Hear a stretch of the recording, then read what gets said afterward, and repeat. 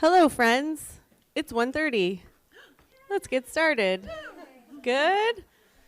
I was asked to let you know that we have Smarties up here, just in case you need a little.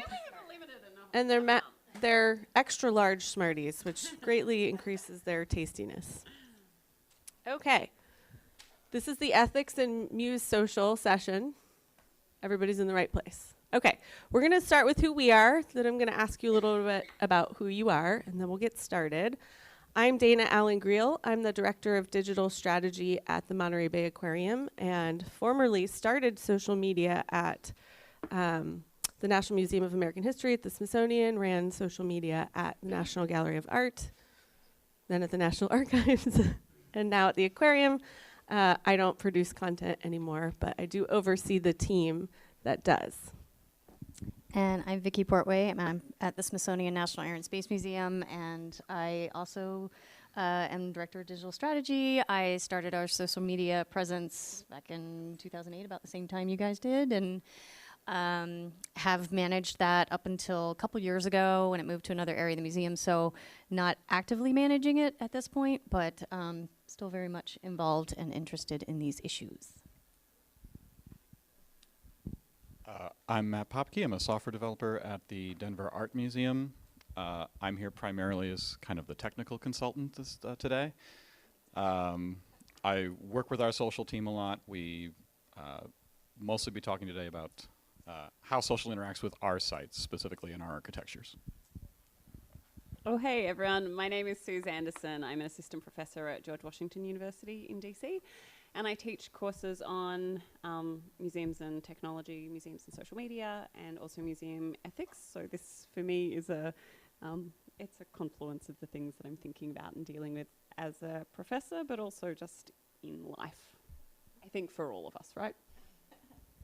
I'm Lori Bird McDevitt, and until this past summer, I was the digital content and social media manager at the Children's Museum of Indianapolis for about a decade. Hard to believe. And that is the world's largest children's museum in Indianapolis. I'm also a professor at Johns Hopkins, an adjunct professor, along with a few of us here, and probably a couple of people in the room. And so now I've struck out on my own and have a little digital marketing agency. So. My name is Hillary Morgan-Watt. I do social media and video production for the Hirshhorn Museum, Hirshhorn Museum Sculpture Garden. It's the Smithsonian's modern contemporary art space. And I was the first person in that role, and I've been there for 4 years, so before that they weren't really thinking of it. And similarly, before that at the Natural History Museum, I was the first person in that social media role as well.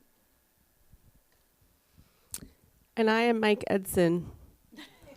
No, I'm not. He's not here. How many of you saw Mike Edson's Ignite talk on Tuesday? Okay. That's kind of in a nutshell what he was going to talk about here, but not in rap form. He did record a video with his slides, and we'll have a link to that at the end of our slides here, but we really felt like that wasn't the best way to use your time when we're all in a room together and can talk to live people who are not on video. So we encourage you to check that out after this session. Very thought-provoking, and we'll include a link to that and a link to the slides at the end of the session. So I hope that's okay with everybody.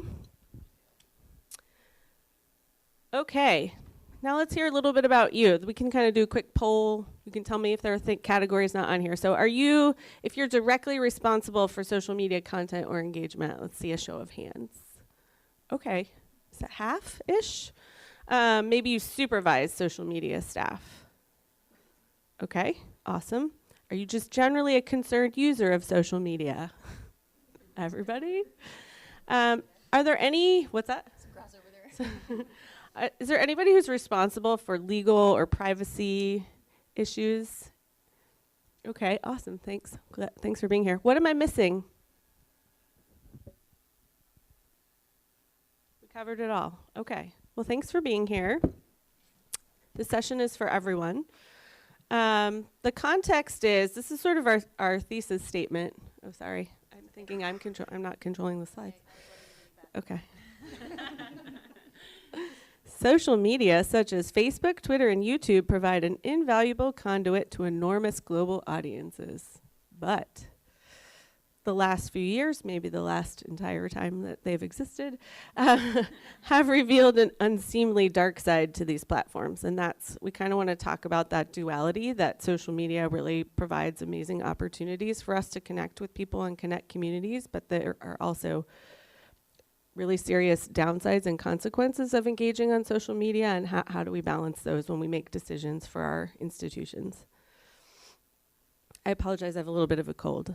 Okay, these are the kind of the key questions we wanted to grapple with. What are the risks for institutions? And then I added, and staff and the public. To what degree are we asking audiences and our staff to sacrifice their privacy and well-being when we invite them to engage with us on social media? And how can we leverage the positive aspects of social media without endangering our users? So we're gonna figure all that out, all the solutions, in 2 hours. Setting the expectations high. All right, here's what to expect in terms of the format today. So everybody sitting in this row is gonna do kind of a quick case study or discussion prompt, about 5 to 10 minutes each. So we think that'll take about 45 minutes. Then we're gonna kind of ask for topics that how we want to organize into small groups and have a meaty discussion around 45 minutes for that, and then do a report out from the group to kind of share what kind of bubbled to the top, both in terms of issues as well as maybe potential actions that we can take as individuals and as institutions. So that's sort of the layout of what we'll be doing for the next 2 hours. Take it away, Vicki. Okay, so I just wanted to really touch on basics to kind of get started. How many of you have a code of ethics or code of conduct at your museum, particularly with reference to social media?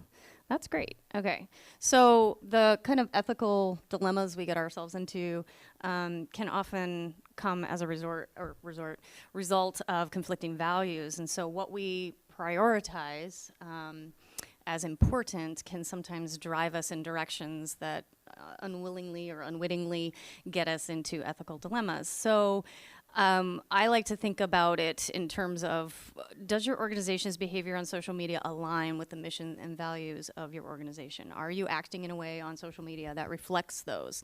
And have there been times when your organization is encouraging unethical behavior?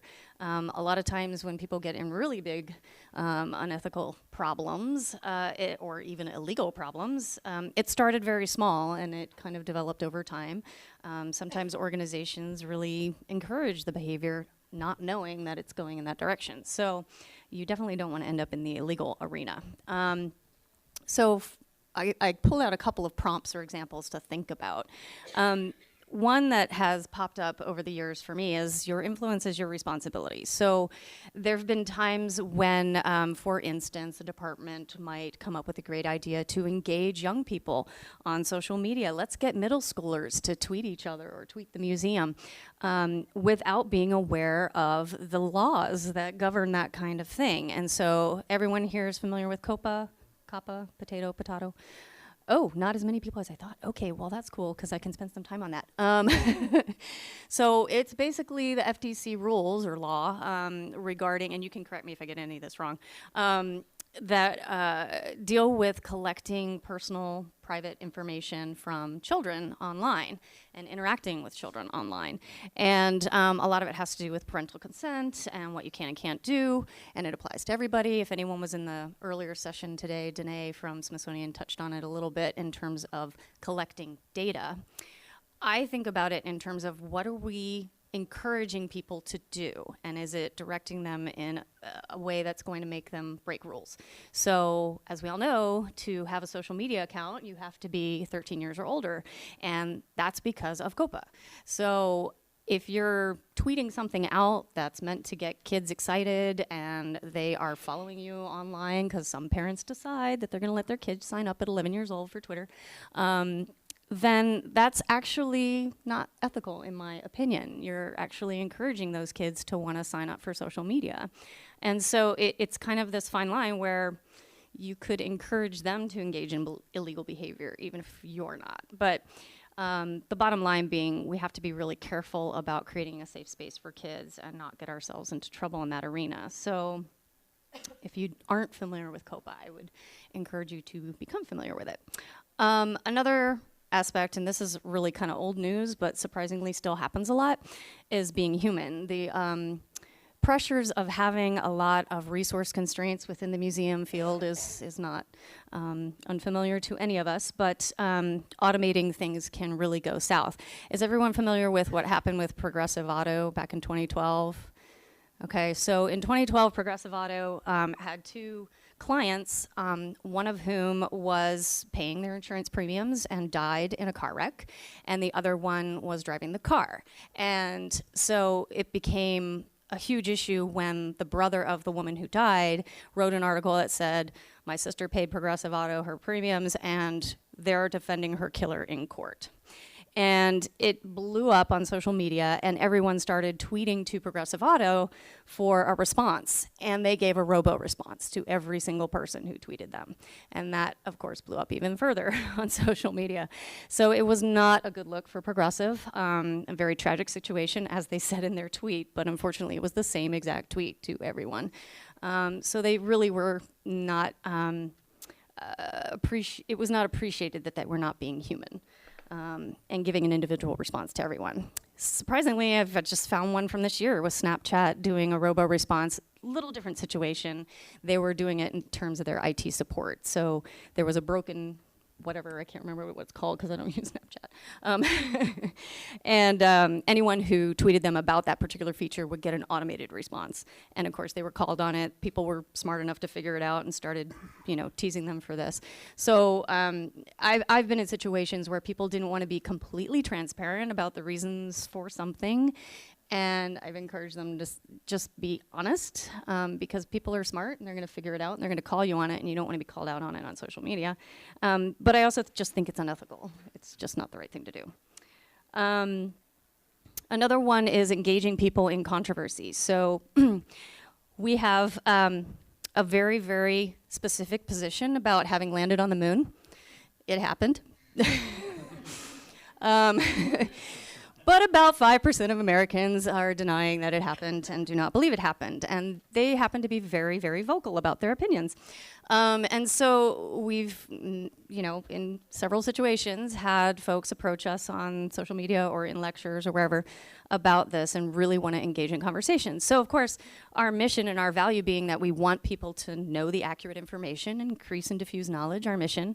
At the same time, it's a really difficult thing to give people a platform in which to advance their denier ideas. So you're kind of, rocking a hard place sometimes. You try and take these conversations elsewhere. Like we had a guideline where if somebody keeps engaging you too much on social, you take them to email or some other place to have that conversation. But these kinds of things can get really drawn out and difficult to deal with. And then there's, other topics like climate change or anti-vaxxers that people actually die in those situations. So this is not quite that, but it's just an example of how engaging on controversy can do harm to others if they're attacked in that arena, or if a denier decides they're going to latch on to someone who believes that we landed on the moon, and then we're the platform for them to kind of go after those people. So that can be difficult. And then the last one for me, actually Mike Edson touched on this a little bit in the Ignite talk, was giving access to our content on social media, and only on social media, which happens a lot. I mean, it's very quick and convenient to get your content out on social platforms, and not always quick and convenient to catalog and put your images in the dams with, all the content that goes along with it. And we all face that problem from an archival perspective, but also I think it's just an unethical thing to be putting your content in one place that isn't your branded platform and force people to have to join Facebook or join another platform and give away their private information in order to get to your content. I just don't think it's ethical, and I think it's something that is only going to get harder and worse over time, but that we have to start dealing with. This is just one example that is not social media, but Google Arts and Culture. Clearly they want to engage with museums and put our content there. This is a case where we had content on both our platform and their platform, totally by luck. This was not because we have tons of resources. It just so happened that they did Street View of our museum and put it on on the platform, and then we actually had some volunteers who were doing 360s in the museum at the same time. So we have a virtual tour on our site, and we have a virtual tour on Google. So great, people can get to it from, you know, equivalent experience, at least on both platforms. But this is not the norm. So how moving forward, especially if social media is going to become more and more about experiences and not just individual posts, how are we going to ensure that people aren't going to be forced into these platforms that they don't want to engage with, or we just lose the opportunity to engage them because they don't go there? So something to think about. Just in closing, because I'm over a little. So there's a couple of really good articles that you can Google. One's from Harvard Business Journal, and I forget what the other one is. If you just Google when good people make bad decisions, it's really interesting, some of the studies they've done about people getting into real legal trouble over doing bad things, and the causes for that. And this is just a lot of the main causes, particularly if you have a toxic organizational culture that encourages bad behavior and forces people in a lot of cases to feel like they have no other choice. Internal pressures and resource constraints, obviously, if you're in a situation where it's not safe to speak up and say, hey, let's push pause, should we be doing this right now? That's really difficult. But it can also come from just lack of knowledge or training. You know, if you don't know what COPPA's about, or COPA, and are engaging kids online, just because you didn't know the rules, that's different. And then, of course, if you don't have a process in place to stop yourselves and think about stuff before you move forward. And then generally, ethical decisions happen every single day. If you take a pen home from work, technically that's unethical. But you know, day-to-day decisions and really thinking about social media post by post and asking yourselves the questions that can stop you from doing harm to, or potentially doing harm to your audience, if you just take the time to stop and try and frame a process that can avoid those situations.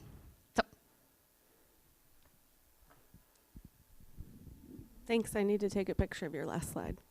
Okay, Matt. Can you hear me? Oh, good. So it seems like there's a new privacy scandal in the news pretty much every week now. Facebook, Twitter, Instagram, LinkedIn. I don't think I have to go into too much detail to talk about how every other week there's a new thing with Facebook losing 1 million users' data, or handing over 1 million users' private data to app providers, or something along those lines. And if it's not a new scandal, it's discovery that the scandal we reported last week is actually much larger than originally reported. Facebook in particular has this habit of saying, closer to the mic.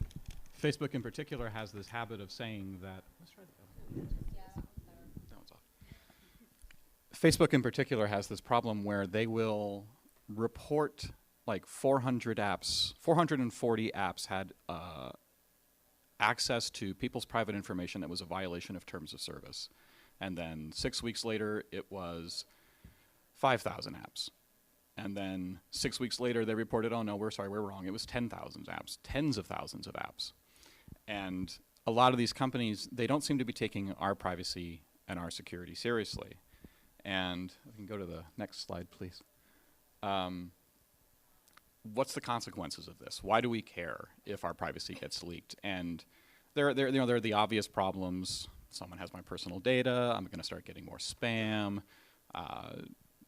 All the things that we kind of think about individually, but on a larger level, problems we have to worry about with our privacy and our security being, not respected by these networks is that discriminatory advertising can happen. Things like in 2016, Facebook was sued by HUD for allowing discriminatory housing ads to be placed on Facebook, ads that specifically targeted white people for affordable housing.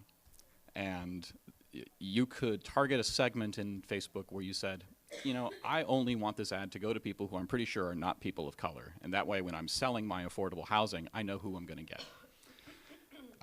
In 2016, this housing suit was filed. Facebook claimed to fix it. 2 years later, HUD opened up the suit again. Facebook claimed they fixed it. In March of 2019, HUD filed another suit against Facebook. This is still ongoing. So they don't seem to really care about fixing these problems. another ACLU suit in September 2018 where Facebook was sued for allowing gender discrimination in job ads. Targeted misinformation and scam campaigns. We all know about the Cambridge Analytica debacle that happened both in the US and in the UK with the Brexit vote. More recently, Facebook was found, I'm surprised that this ad segment exists, but Facebook was caught selling ads to a company that was selling Nazi memorabilia online, and they were specifically targeting people who were anti-Semites. So there was a Facebook segmentation category in advertising for people who don't like Jews. And you have to wonder, how do we get this information? Why does Facebook even have that as a segment that's possible? They don't anymore because the controversy caused them to remove it. But how does a machine algorithm create something along those lines? And why did no one catch it? Why did no one remove it? And then, of course, there's targeted scams and other forms of misinformation. We've mentioned anti-vaxxers before. Vulnerable populations, one of the more common ones, targeting known migrants with ads that talk about give us your information or you could lose your visa kind of thing. You've probably had similar phone calls on, like robocalls, but Facebook enables these kinds of ads on their platform as well. And of course, the Rohingya genocide that occurred in Myanmar recently, the riots where racial violence was stirred up against a particular ethnic minority in Myanmar, and what was it? I think it was the UN investigation that determined that Facebook misinformation spread through Facebook was instrumental in starting those riots and causing those things to happen. You can go to the next slide. So I want to talk a little bit about network effects. Because how do these things happen? Where does this information come from? Why does Facebook, Twitter, Instagram, LinkedIn, why do they have the categories that they have about people, and how are those things used? And the most obvious answer is that when you're on Facebook, they track everything you do. But a slightly less obvious answer is that when you're not on Facebook, they're also tracking everything you do. Every Facebook share button that we put on a website that uses Facebook's API is reporting to them the same information that analytics would get. Every time we use the reaction widget, every time we embed a Facebook feed, every time we embed a Facebook video, one of my favorites are these ad conversion pixels. So when you put an ad online and you get these pixels, these little bits of JavaScript that track conversion from that ad to your website, sometimes those companies are owned by Facebook. And sometimes those companies are just selling their data to Facebook and Google and to others. So even when you're not dealing directly with Facebook, sometimes you've got Facebook code on your site from these third-party trackers, these third-party embeds. And let's go ahead and, next slide. So what can we do about this? It sounds pretty bleak. We have this massive global surveillance network that is invading the privacy of every single person online as often as it possibly can. And the end results can be pretty terrible. But we actually have some power over how widespread this is. We can't control what happens on Facebook's site, but we can control what happens on ours. And some of these things are low-hanging fruit. They're easy for us to get rid of. Ad conversion trackers. I think one of my favorite things about ad conversion trackers is that they're mostly useless. The data you get from them is pretty crap. And if you are using UTM links or campaign links on your marketing materials instead, you can actually get way better data from analytics than you could ever get from a conversion tracker. So there's really no reason to put that third-party code on our site. That's probably the easiest one to eliminate. Share buttons. The little Facebook, share this on Facebook, or retweet this on Twitter, or share this on Instagram. It's very easy to use the Facebook and Twitter APIs in such a way that we don't actually have to put their code on our site ever. We can get away with making those opt-in technologies. So for instance, on the Denver Art Museum site, the Facebook share button doesn't actually use Facebook's JavaScript code. It's just, you click the link and then it opens up Facebook and then you can share it. So if you want to share something on Facebook, if you want to use that share button, you're opting into it, you're already logged into Facebook. It's not something that affects every single person who loads the site, unlike the Facebook share button, which even if you don't interact with it, every single person on your site is being logged by it. Embedded social feeds. There are so many APIs, so many plugins for WordPress and Drupal and other CMSs that take care of those things for us. We don't have to use the tools that Facebook and Twitter and Instagram provide to us. We can use a whole selection of other tools that are available. And if anybody wants to, we can talk about some of those alternatives after the session. So those are kind of the easy things. What's on the next slide? So what's not easy? So we kind of need to talk about analytics too, because Google is as much a part of the problem as Facebook is. And what do we really get from analytics? What do we really use with analytics? And are there alternative ways to get that same information? I don't know about your institution, but in my institution, analytics is wildly underutilized. There's an absolute ocean of data in our analytics data, and the overwhelming majority of it is pretty close to useless without having some qualitative research guiding the questions that we're asking and helping us interpret that data. So we don't, because we don't have time for that qualitative research. So could we get by with a product that gives us less of that information? Could we get by with a product that doesn't spy on our users quite so much? And also, analytics is wildly inaccurate in a lot of cases. I mean, I know that I block it on all of my devices. Google Analytics never logs my activity anywhere because my systems don't even load it. And I know I'm not the only person who does that. So are we relying on a metric that doesn't even provide us information, let alone, you know, the information we need?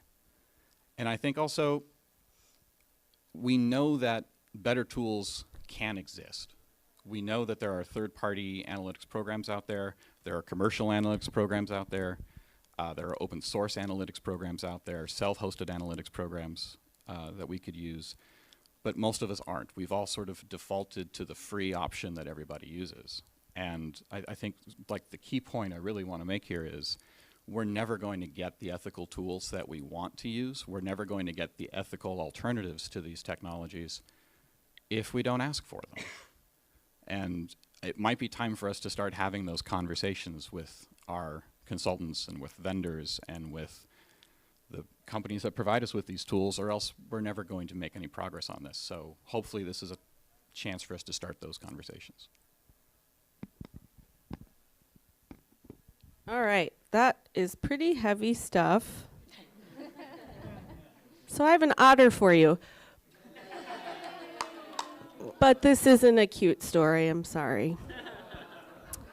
So this session is not under Chatham House rules, but I will ask you personally if you would consider waiting until I'm done with this case study and deciding if it's the right thing to do to tweet about this.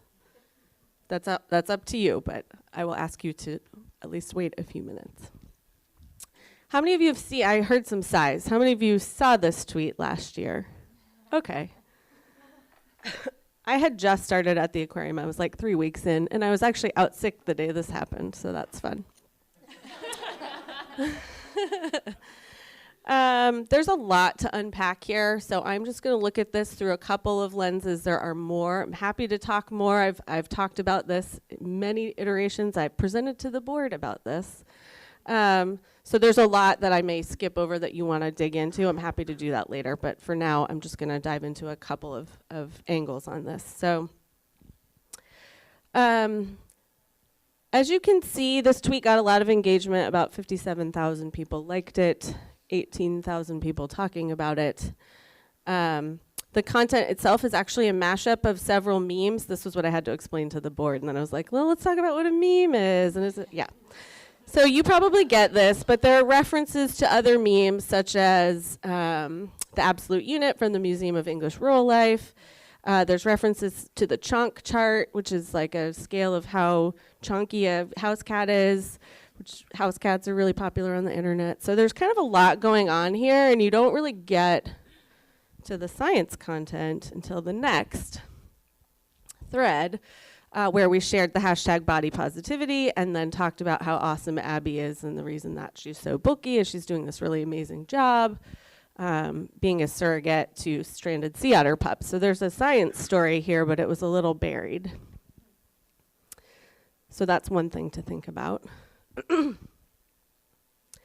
The Washington Post thought this was newsworthy. Basically, within a couple of hours, this tweet had gone really viral, and someone on Twitter who is a professor at a university in the science field kind of called us out. And her concern was not with the scientific content, but what she called us out for appropriative language that was insensitive at best and potentially perceived as violent. And while we were kind of framing our response to her, her DMs were closed and we couldn't kind of reach out to her directly. So we knew we needed to frame a public response.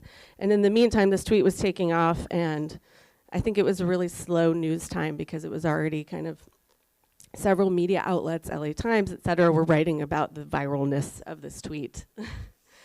And so we knew that our response to this could not be to delete the tweet, which was actually what the preference was of our head of diversity and inclusion, because he felt that we were continuing to do violence to our community by leaving the original tweet up.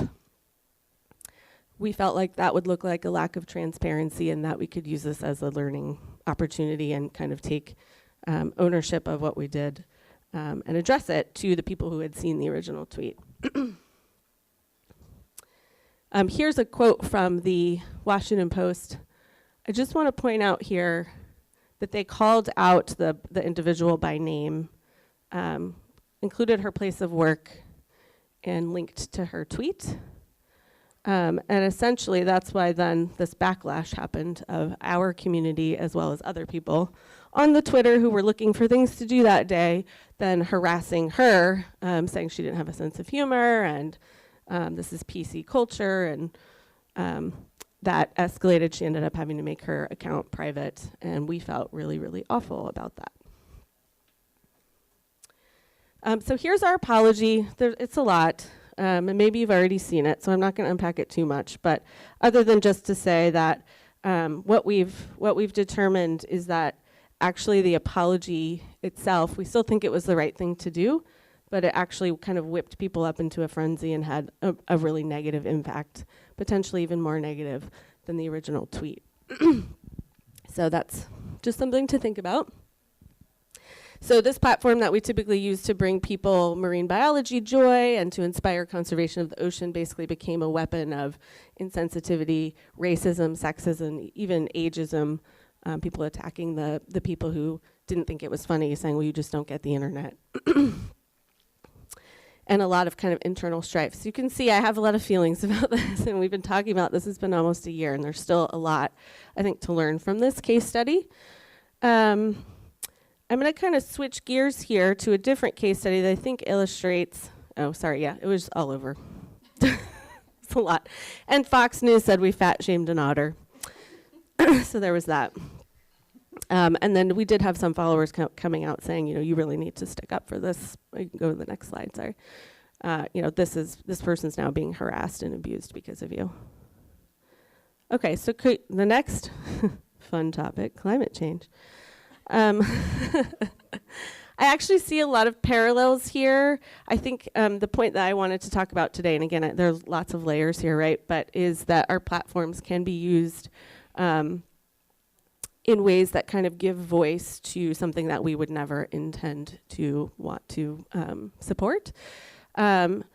We've found this a couple of times when we post about climate change. I'm sorry, that's a very, very tiny font on the left, but essentially it was Sea Otter Awareness Week, and we interrupted Sea Otter Awareness Week to say, hey, the UN IPCC just came out this really depressing report about climate change and how bad our oceans are doing, and if we don't do something, we're all in really bad shape. But with our positive tone that we always put on those kinds of things. And then we get responses like this. It's called weather. It changes all the time.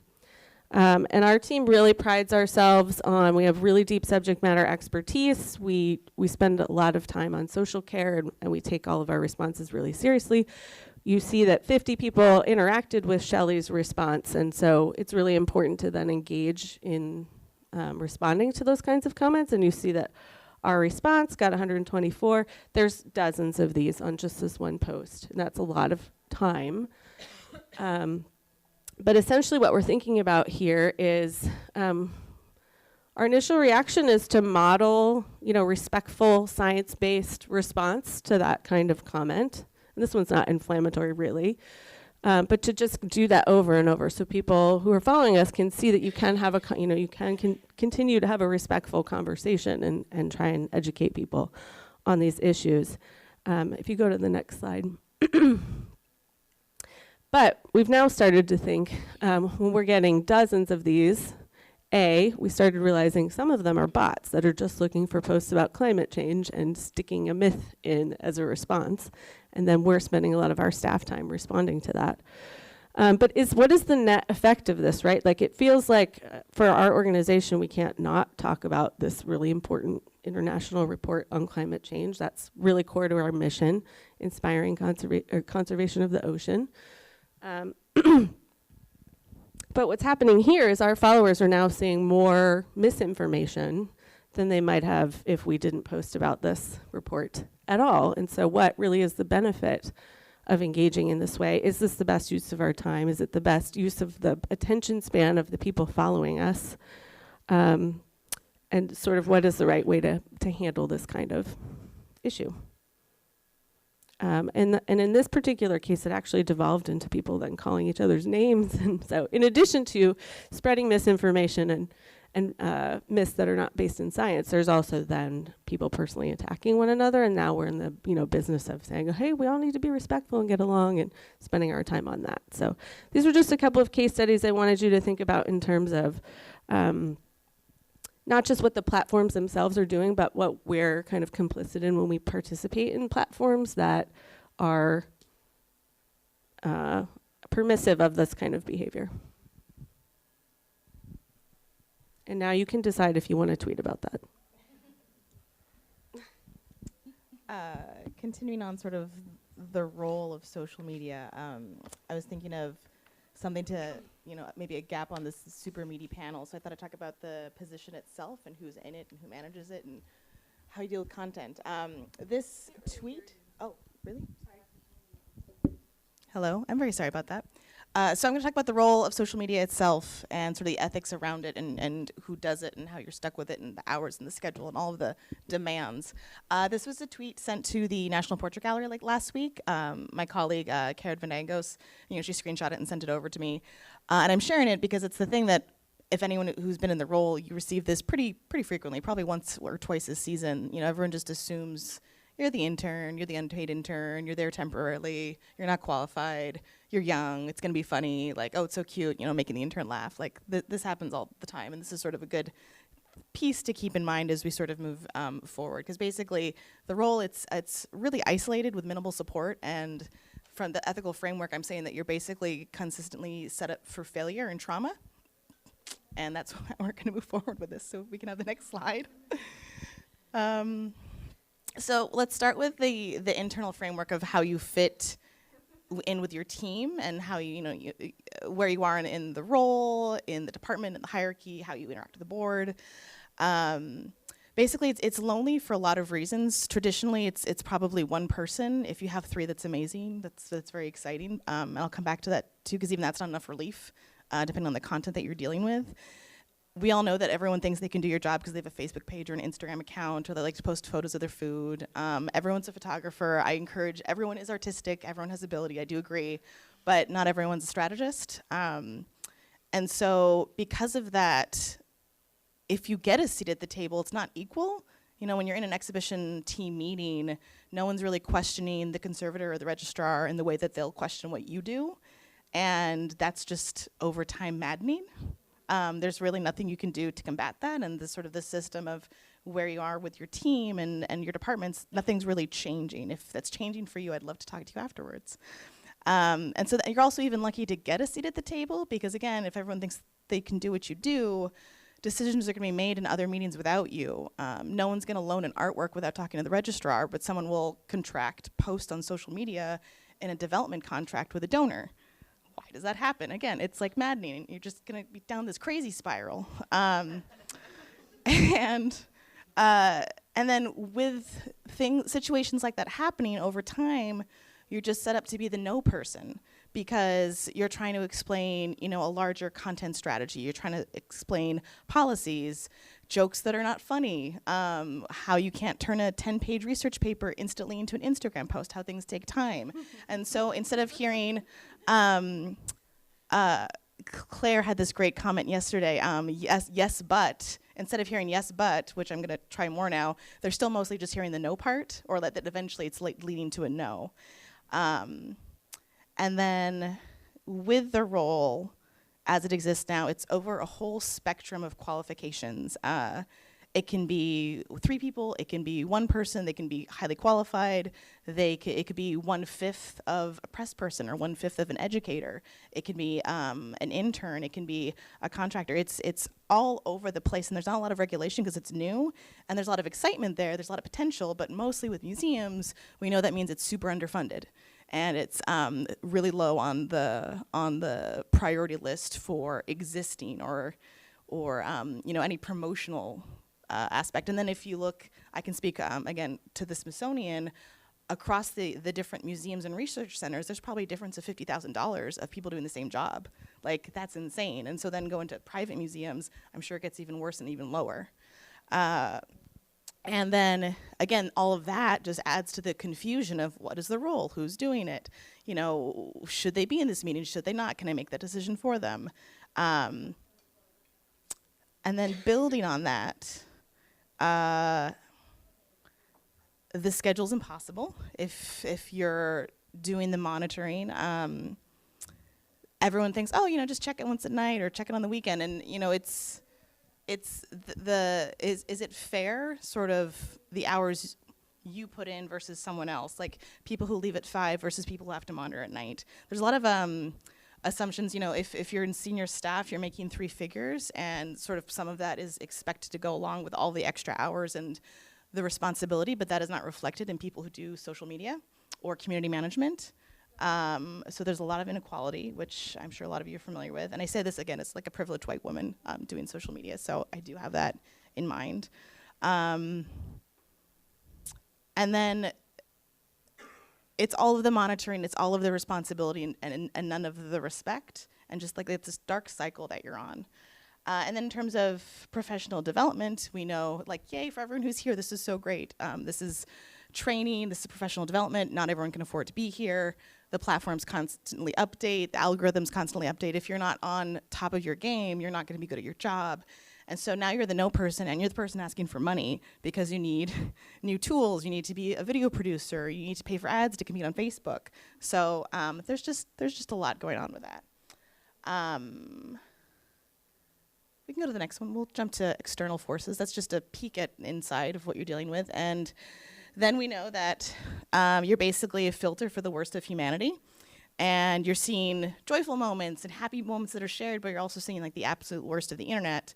And depending on the institution, what your museum talks about, you're gonna sort of see the worst on like a day-to-day basis. The worst in racism, sexism, hate, and even like violence. I mean, who has had to report like threats of violence to security? Who has had to report suicidal comments, to security, to the platform themselves? It's a lot. It's often directed at the museum, but even if it's not directed at you, it can still obviously cut you. It can be content that's hurting you at your core, fundamentally in conflict with what you believe. And there's, back to the schedule, there's no break from it. So even if you have a team of 3, which would be so cool, you get a week off, but that doesn't really solve, okay, you've had a week off from hate, that's great, good month, positive month, but you still have to go back to it. Like, there's not really a good solution to that.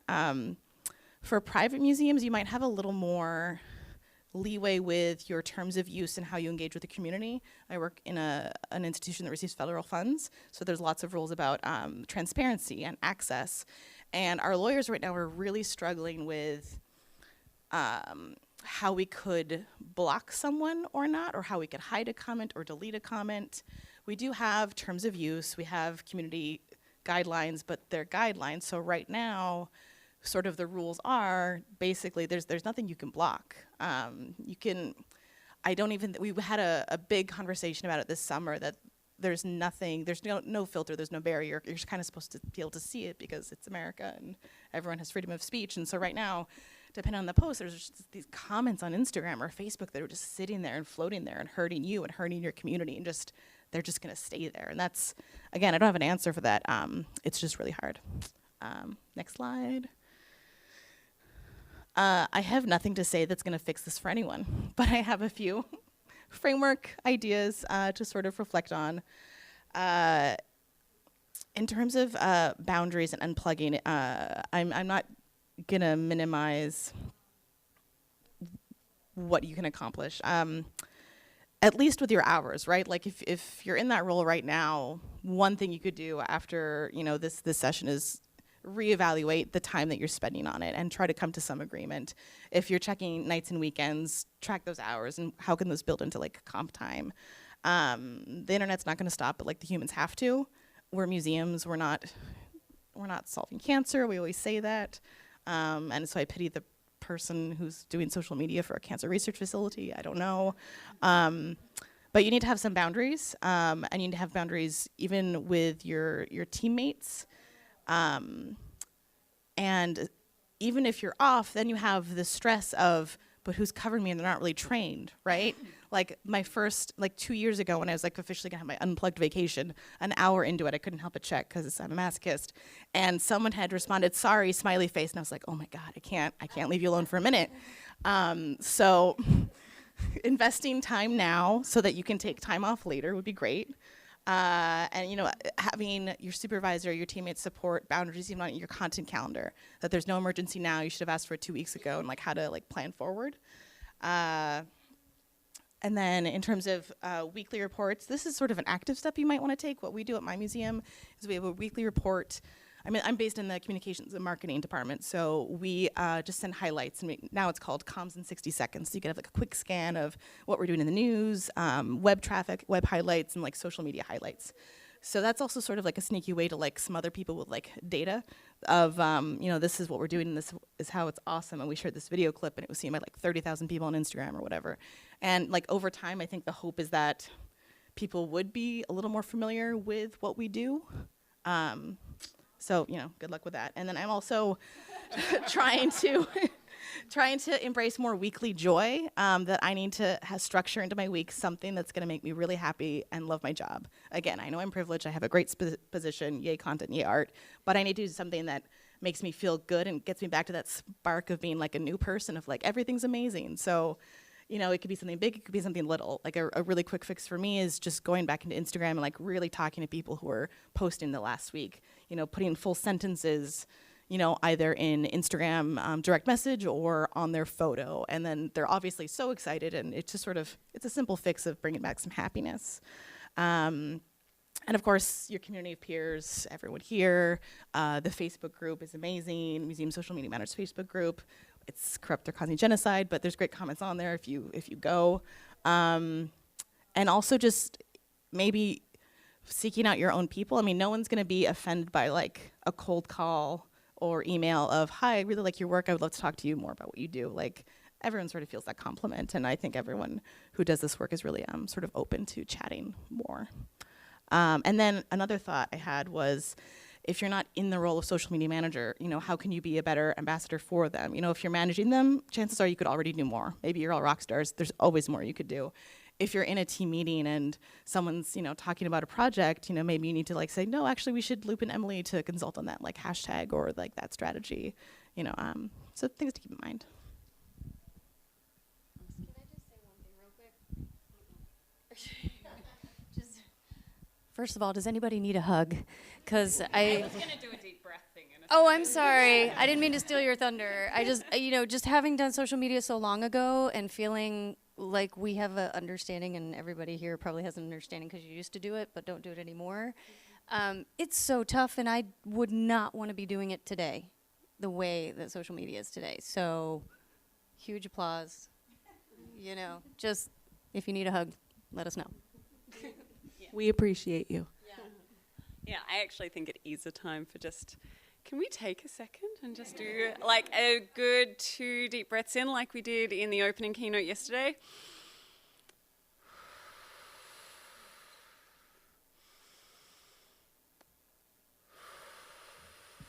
Because this is a community and we are here together. And HM was, I think, talking about some really helpful strategies for dealing with stress and the challenges of what we're facing with. But there's also there's an idea and a thinking that a lot of the sort of current thinking around self-care is basically responses against capitalism, and that the system is pretty messed up and that we're trying to deal with individual solutions to a really systemic problem. And I'm going to talk about some bigger systemic problems. I'm going to talk about algorithmic discrimination and machine learning and AI and how we may or may not be contributing to that. So let's go to the first stage. Some of you may have seen this, but I think it is just a very visceral representation of algorithmic discrimination. So this is a soap dispenser at Facebook.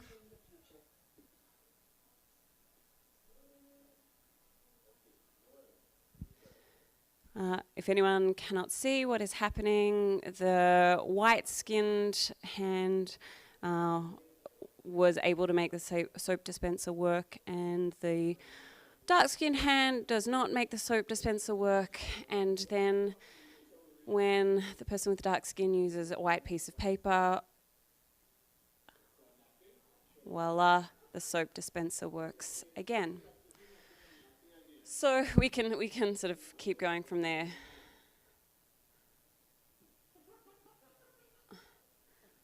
But, you know, algorithms, machine learning, all of those sorts of things are being built with certain assumptions built into them, and they're built based on who's creating them, the things they think of as risks. In fact, a lot of our social media things, a lot of the things that we're dealing with now, I think about violence that happens, about sort of the kind of gang violence that happens in social media spaces.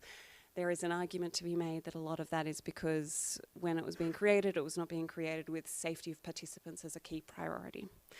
And Matt before mentioned Facebook, the way Facebook has been dealing with the US Department of Housing and Urban Development over purposeful discrimination against protected classes. So they, you know, they make movements to saying we are no longer enabling this, but of course that still continues. So there's been a study at Northeastern University that ran a series of otherwise identical ads, but with variations around budget and headline or text and images, and subtle changes to that language changes who it reaches, as does the content. So if ads were related to jobs and they were about preschool teachers and secretaries, they were shown to women. If they were around janitors and taxi drivers, they tended to be shown in the feeds of a higher proportion of minorities. Ads for sales of homes were shown to white people, white users. Ads for home rentals were shown to more people of colour. So we're really thinking about sort of complicity in bigger sense, because we all know museum collections too have their own biases, and that this is building into some bigger things. Do you want to just go to the next thing? We mentioned Google earlier. Many of you may have seen, this was from the Google Arts and Cultural app, asked people to take a selfie and they would get their likeness in thousands of artworks. Turns out though, museum collections have pretty significant biases. Next slide. So people were finding that if they were non-white, they were not getting a great variety of results. They were not getting accurate results, and the results that were coming up were often reinforcing stereotypes. So women of Asian descent were being shown as geishas, and so on and so forth. So there's a real sense of continuing and reinforcing systematic discrimination, and the kinds of things that we've been talking about, I think, in the sector around how do we better deal with the biases in our collections, well, part of that becomes when we're putting our collections online, when we're putting them into social media environments, how are we actually continuing to reinforce existing oppressions, ultimately? So that becomes something for us to then think through. Can we continue? So the next one then, there are companies that are realizing this, and we're thinking about machine learning, and we're thinking about artificial intelligence. And a lot of this is now coming down to things like facial recognition software as well. So in January this year, IBM started to think about things like those challenges around algorithmic discrimination to do with faces across gender and across race are not as well recognized. So variations in faces are not as well recognized. And so IBM put out this data set called the Diversity in Faces dataset, and they described it as advancing the study of fairness and accuracy in facial recognition technology. They pulled 1 million human facial images primarily from Flickr. This is something that Kate Crawford and Trevor Paglen say about this. The dataset continues the practice of collecting hundreds of thousands of images of unsuspecting people who'd uploaded pictures to sites like Flickr, but the dataset contains a unique set of categories not previously seen in other face image datasets. The IBM DIF asks whether age, gender, and skin color are truly significant in generating a dataset that can ensure fairness and accuracy, and concludes that even more classifications are needed. So they move into truly strange territory, including facial symmetry and skull shapes to build a complete picture of the face. Researchers claim that the use of cranial facial features is justified because it captures much more granular information about a person's face than just gender, age, and skin color alone. The paper accompanying the dataset specifically highlights prior work done to show that skin color itself is a weak predictor of race, but this begins the question of why moving to skull shapes is appropriate. Although Flickr has tended to be, these are all works that were available in the commons, people said that they could be used, but when people were putting them online 10 years ago or 15 years ago, they were not necessarily thinking that their face was going to be used in surveillance training technologies. When we ask our visitors, when we ask them to put images of their face online, whether it's encouraging museum selfies, we are potentially encouraging people to be training things that are going to surveil them. When we take photographs of our visitors and we put them online, we are continuing to create systems that are going to be better trained around facial recognition. Next slide.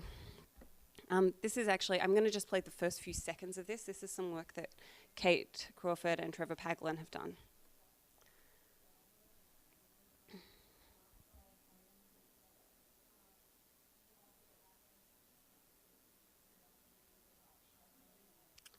We can't hear it, so we can pause it there. This is an exhibition that Kate and Trevor have recently opened up. It's called Training Humans. They've been looking at how, and we can go to the next slide, they've been looking at how machine learning algorithms are trained around human faces and the kinds of taxonomies that are applied to humans. If we go to the next slide. And then we've got companies like IBM using footage from NYPD CCTV cameras to develop surveillance technologies that can search for individuals based on bodily characteristics such as age and skin tone. Let's go to the next page. This is where it comes back to social media, though. We have surveillance technologies that people are using in their homes, like Ring, that then connect to apps, also apps like Nextdoor. We'll go to the next page. That are basically being used as places for increased racial profiling. For people who can't read that, it says, does anyone here use the Nextdoor app? I'm working on a story and have some questions. Someone says, years ago, until all the times I had to remind folks that when they're calling cops for illegal behaviour just got too much. One of the quotes then is, saw a black youth hanging out next door, calling the cops, he's casing. And then the response is, Susan, he lives there. Also, hanging out isn't a crime. So the systems that we are creating are reinforcing systems of oppression, systems of violence, and systems of racism. So my series of questions, and they in no way prevent the seriousness that we've been talking about, is how are we contributing to recreating and reinforcing racist and oppressive systems as institutions? So how are we using our collections? How are we participating in these social technologies and social spaces? How are we contributing to recreating and reinforcing racist and oppressive systems as individuals? How do we reframe the way we think about risk so that we're prioritizing risks to people over risks to our institutions? I think it becomes a different motivating question when we think about how do we make sure that no one is going to be harmed by our actions, as opposed to thinking about, will we miss out on some people being aware of what we're doing? It shifts the conversation. Is it ethical of us to post photos of our visitors? Is it ethical of us to encourage visitors to post photos of themselves? And what actions can we take to dismantle surveillance capitalism? So I have no easy answers, but they're the things I'm thinking about right now. Thanks. All right, big questions. Thanks, Susan. On that note, you can go to the next slide, Mickey. Thanks. I'd also ask, similar to Dana, you can tweet, but maybe just don't mention my museum for the sake of not triggering my former colleagues. And you'll see why in a second. This is pretty fresh. This happened earlier this year. As I mentioned earlier, I previously worked at the Children's Museum of Indianapolis. It's a pretty large museum, so we had have a 130,000 object collection, which contains significant pop culture objects, including a number of Michael Jackson objects. So here up on the left, you can see from our one of our exhibits. It's not actually a video, it's fine. It's actually a screen grab from our Facebook Live, where we were proudly showing his glove and fedora. In 2017, we actually opened an American Pop exhibit where these are featured, and we later added his jacket to the exhibit as well.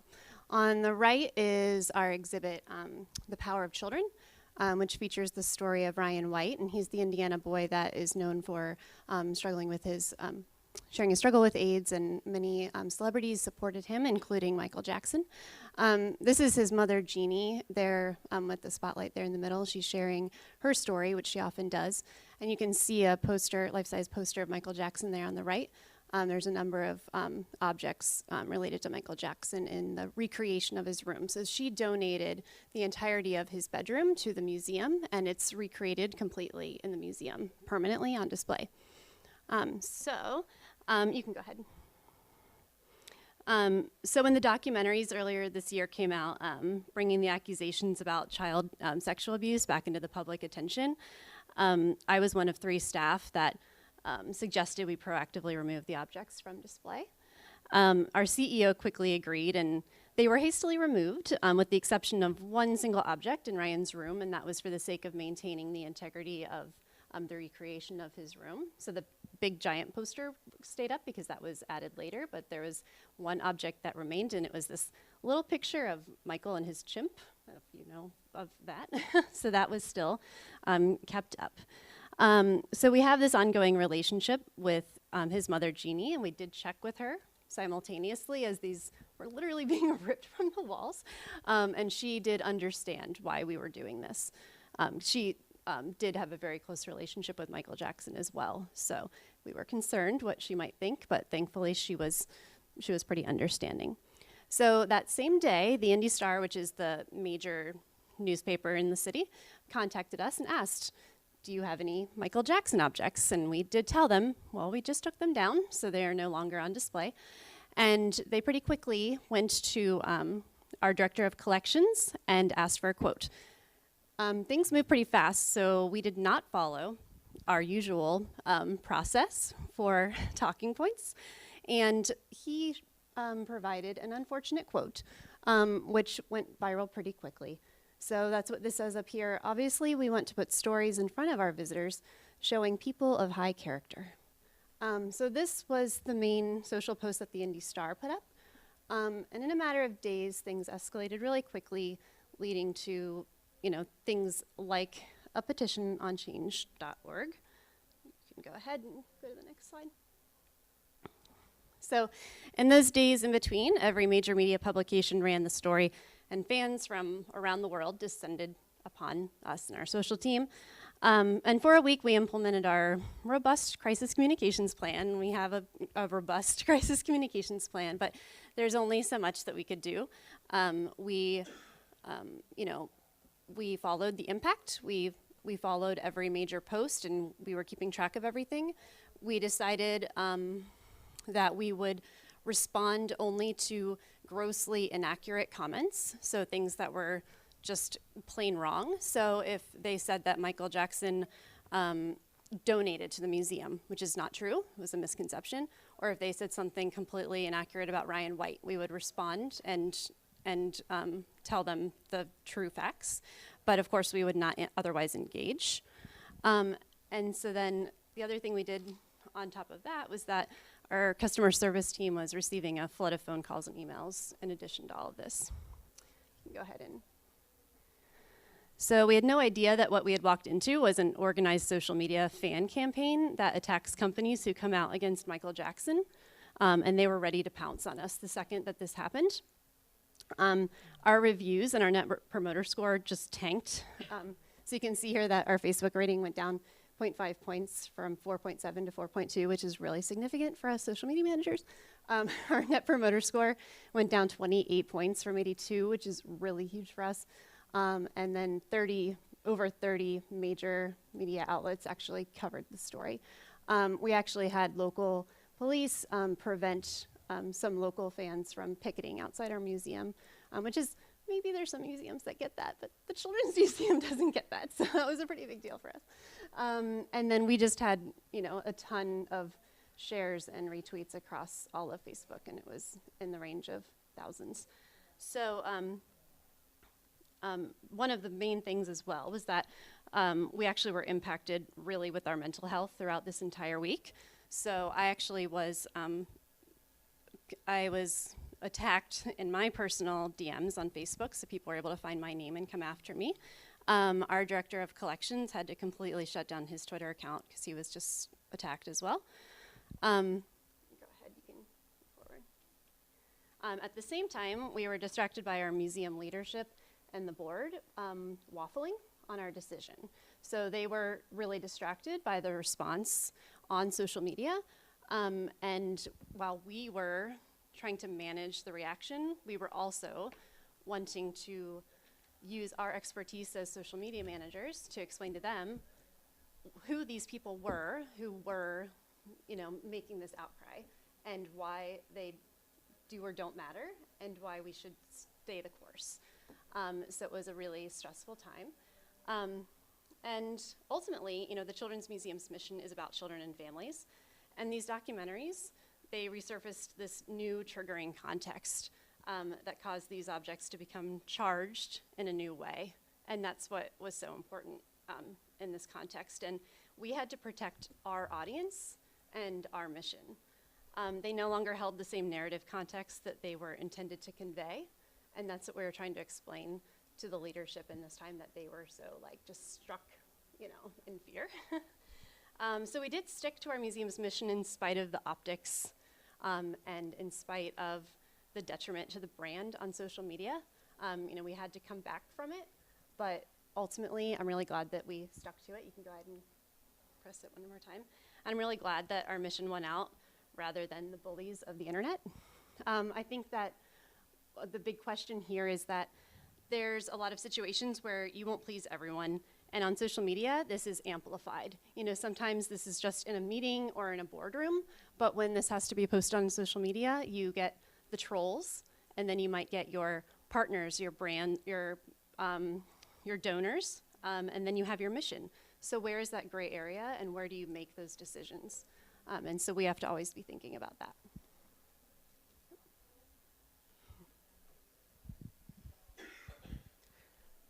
I'm not going to ask you to breathe in. I'm going to ask you to breathe out.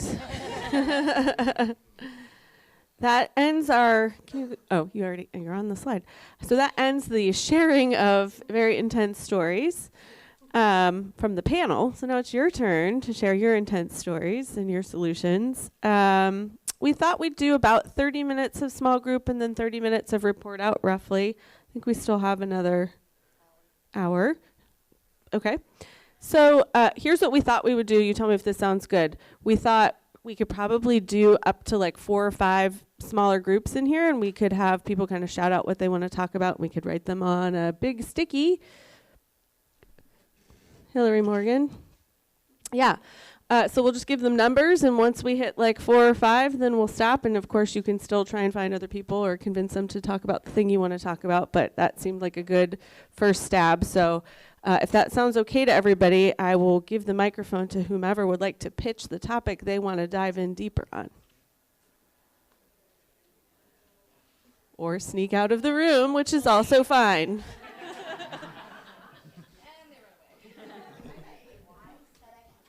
Okay. So the other thing we could do is just Q&A and chat. It's not a huge room, so would you rather do that? Let's vote. Do you want to do small group discussion? Do you want to do Q&A and discussion as a group? Okay, and maybe end a little early? I don't know. Okay, so who has a question or a comment? And I'm not a social media manager. I'm an imaging person, head of the imaging, and so I supply content to our social media team. But during the keynote speaker presentation, they were talking about the English Culture Ministry partnering with Fortnite, which is a software which basically is training young children how to become consumers of the future and basically buy nothing, mindless shopping, and is gathering a lot of data about children and children behavior. It's basically, programming them.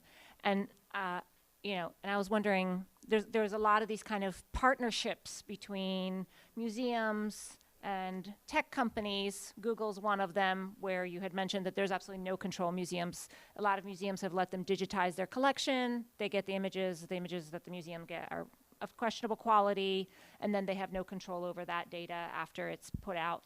And so I was sort of curious about that, and also, our visitors being used to train AI. So we have software, for example, that's to help us label event photography, et cetera, and it's essentially using data from our board, our visitors, our donors, et cetera, that then is then gathered by these organizations, which help us tag photos, but they're taking that data and doing things with it that we don't even know. And so I was kind of curious about your comments with that. Actually, again, if you saw Mike's Ignite, and if we had played the long video, so I would recommend the long video because this is like a major part of what Mike talked about. Yeah. The big concern over third-party platforms, and like Mike, I've become increasingly concerned about it. We all have. And I had mentioned COPA earlier. They're actually having conversations now. FTC is having conversations about making it stronger, maybe making it weaker. And so there's a lot of debate. If you Google about it, you'll find recent articles. Just within the last month, the FTC fined, I think it was YouTube. One of them got fined, like a huge fine for breaking the rules, the COPA rules. So they're trying. The big thing now with YouTube, I think, is the targeted ads, and they're targeting young children. So they're gathering data about children who use YouTube, and then they're targeting with ads, and they're a really vulnerable population who, sometimes have mom's credit card or other ways of purchasing things. So, there's, I'm not saying yours new. Yeah, so all of this is a huge concern. I don't have any good answers. I'm sure Mike Edson would have tons to say about it, and probably does in his video in terms of how we deal with it. But I think one thing is having those partnerships brokered very carefully so that we have ways out.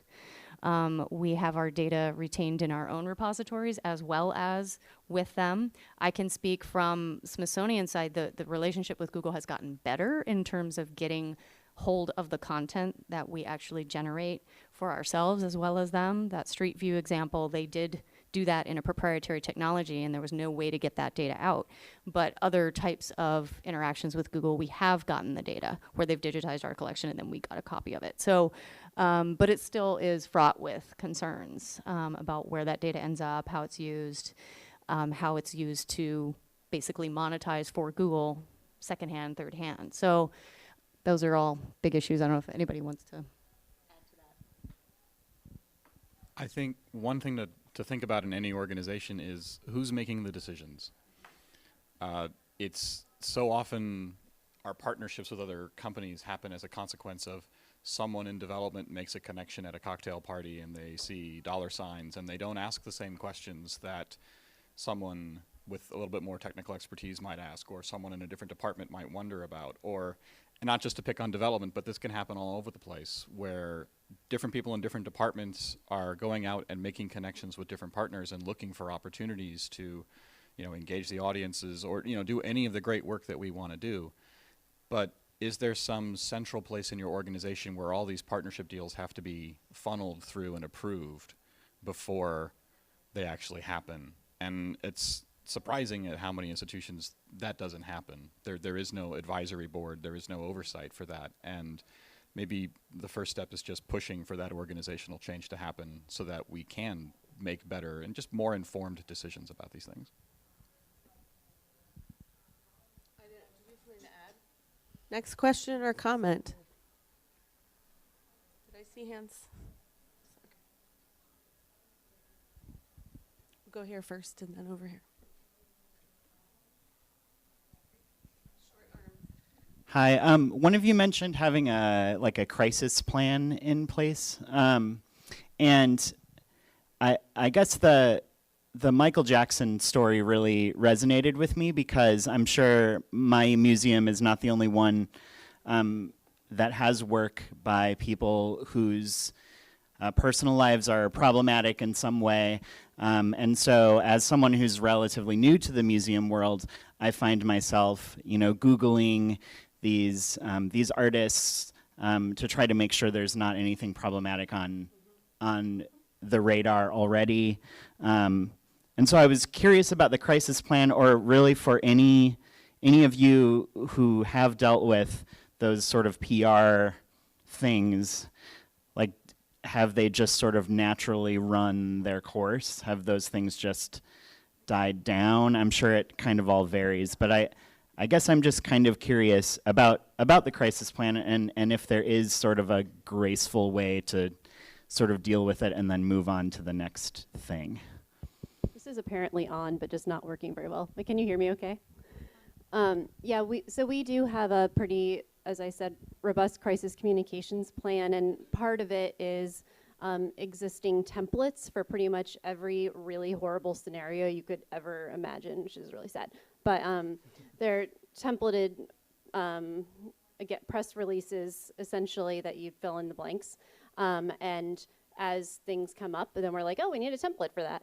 And one of them, we had opened a really large outdoor sports experience with sports legends, and we were we're thinking of what bad things could these sports people get into. So we had already been considering kind of the moral issues around, humans. We also had already had a partnership with Subway. So let's think about Jared Fogle a second, and being the Children's Museum. So we'd been down that road before, and I think it's just a matter of, if you have the capacity for thinking ahead and trying to, just put your brain there and getting a group together that are good with words, and, it's good to be ready and have a plan for social, have a backup to the backup of who's going to be monitoring, who's going to be putting the press release out, and just having that terminology so that you're not caught off guard and you don't say that wrong thing in that heat of the moment, because you need to be ready to say that nuanced, thing that sounds human, and just like what Dana did as well. You need to, own up to the right thing, and it might not be the exact situation, but you can at least have as much of the structure in place and know who needs to be where. And also, you also have in your mind, this is crisis comms mode, and you just are in it, and this is it, and people just act, and you're super team, go. So it really is very powerful. I want to acknowledge the expertise in the room. I would love other people to add on to that. I would just also say that I've now lived through several times where social media becomes the story, right? So it's not even always an external thing, but something that you or someone else did on social is now a story, and it sort of I feel like the process for that is not as well defined in a lot of institutions because that's still a fairly newer thing. So did you want to add on to that, or did you have another? Okay, does anybody else want to add on to the crisis comms question? Anybody else dealt with artists in particular? Okay. I'm curious to see how many institutions are represented in this room that have diversity catalysts or diversity DEAI people who you can utilize in times of a crisis like that. Do most of you have diversity people? Because how many do, I guess, is my question. How many actually have a fully functioning diversity catalyst? So we had one and we don't.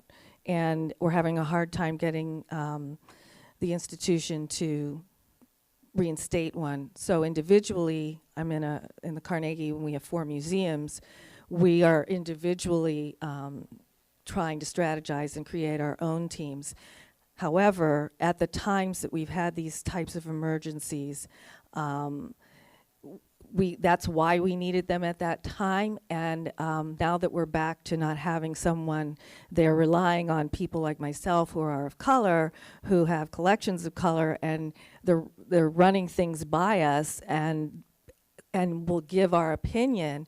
But like you said, I think one of you said, we're not being compensated for that extra work. We may be quoted or being utilized by our institution to say, so-and-so said this from such and so, and she knows because so-and-so and so-and-so.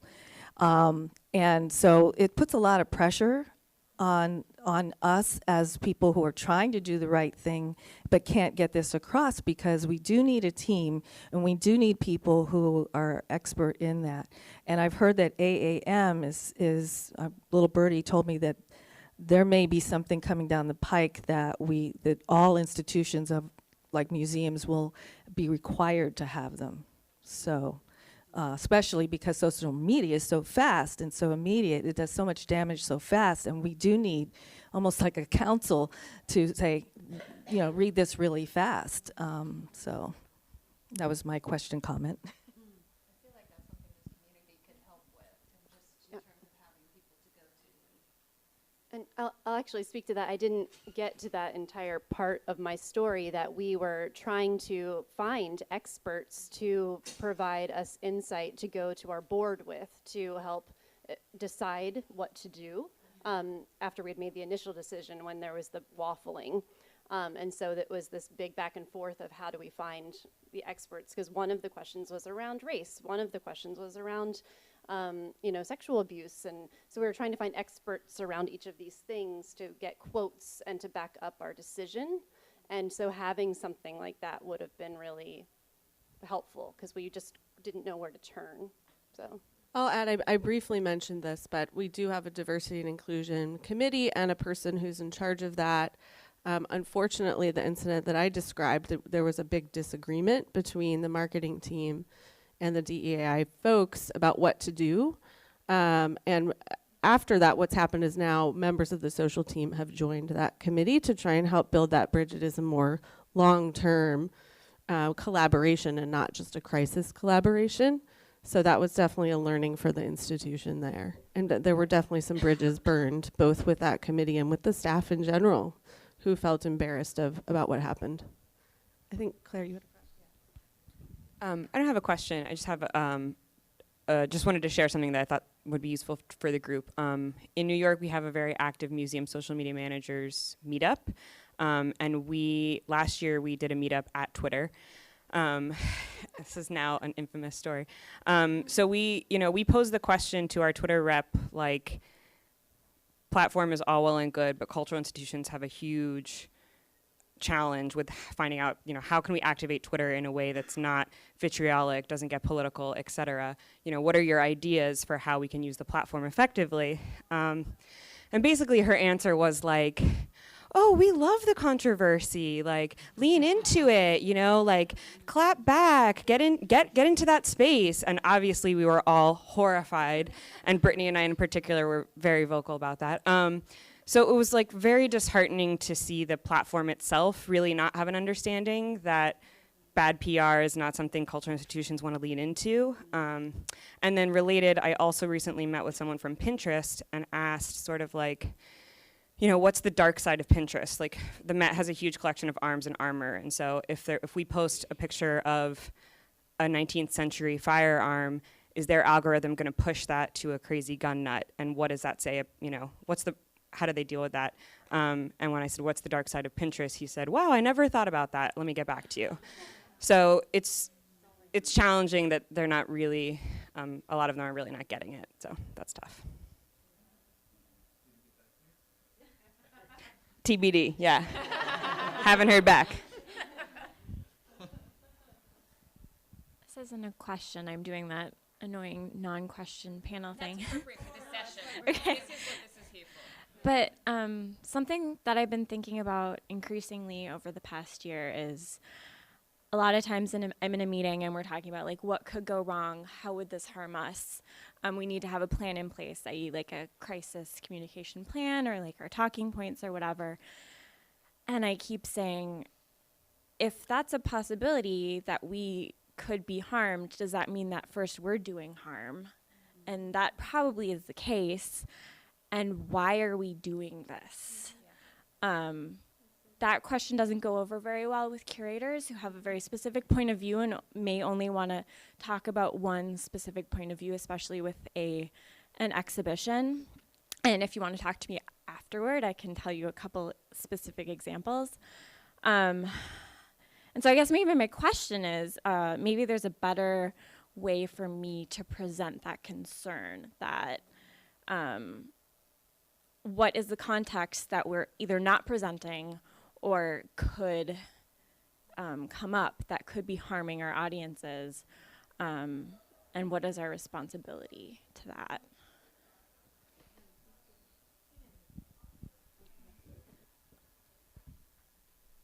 A comment that's helpful, not helpful, I don't know. Not to be like so negative, but to what you just said, you're like, how can I frame this better? What context could I add? It's probably not you. You're probably saying the real right words and they're just not listening, getting back to who we are in this role, right? An example, anonymous-ish, you know, we're going to do an exhibit of this artist. This artist has said terrible things about women. This artist continues to say terrible things about women. Wow, you're still going to open that exhibit. The minute we promote this exhibit, this is the criticism that will follow. And you're still going to have a solo show about an artist who thinks women can't create. And then we open the show, we promote the show, everything still happens. Everyone's unhappy with the criticism. Everyone's unhappy with like the donors and the situation. And we all knew it was happening. We all knew it was going to happen. All the things were said. So like, then what is it? The market and money, right? Art museums.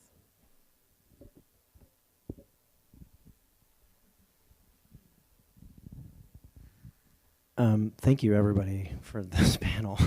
I'm struck by how alone you all seem in your jobs, and that a lot of the solutions for the sort of heartbreak of the work that have been proposed are largely on you to do, and as opposed to like sort of structural solutions, like to Suze's point about, you know, individual responses to systemic problems. And I'm wondering if you're aware of museums that have attempted to address this problem in a more sort of proactive way, or failing that, because I'm going to guess the answer is no. What can you imagine that a structural solution to that problem would look like? You know, where it's like, is it rotating social media managers on and off duty on a regular basis? You know, like what would that look like that would make the job less obviously emotionally taxing? I know I had a moment of clarity when I was writing about this. When I get so frustrated when people say, "Oh, you should give yourself more time for self-care," and so they put it on you. But why doesn't the work help you have time for that?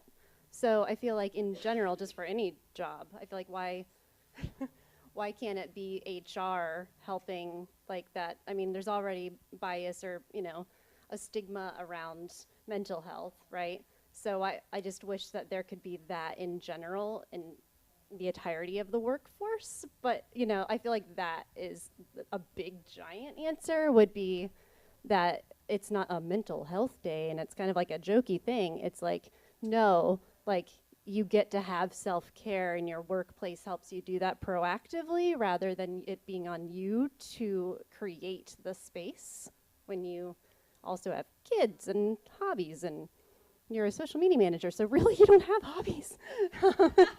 So your you hobby know, is checking the feeds. Right, exactly. So that was kind of my aha moment, was like maybe in 25 years or so there might be proactive self-care solutions in the workplace. Just a really small one. Someone was asking recently on Twitter about if you wanted to try and build deliberately self-care provisions into a job contract, what would you do? And I used to work, back in Australia, I used to work at a university that had a really robust flex time system. So you had a setup of how many hours you were meant to work in a week, 35 or 40 hours, whatever it was.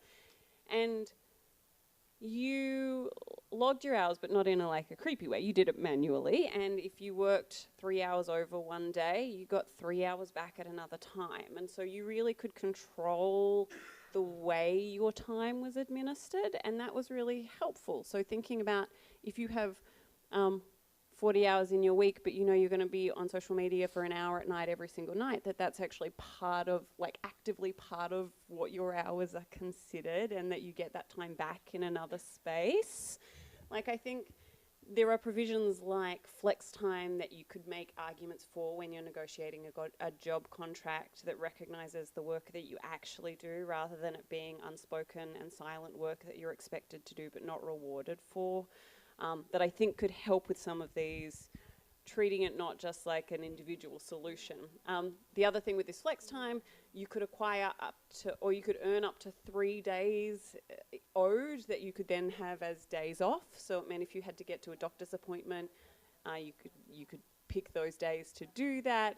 You could also sort of oversubscribe, so you could actually use slightly more time than you had earned, knowing that you would pay it back. And so it made it really flexible for people who had kids, for people who had just medical needs, all of those sorts of things. So I think that model would probably work really well for a social media manager model.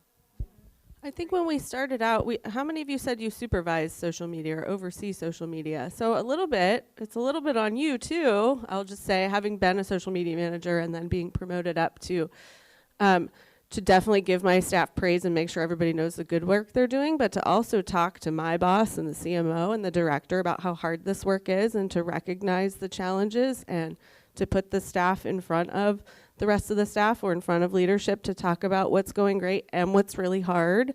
Because I don't think, unless you've done it, I think Hillary Morgan's point, people think it's very easy.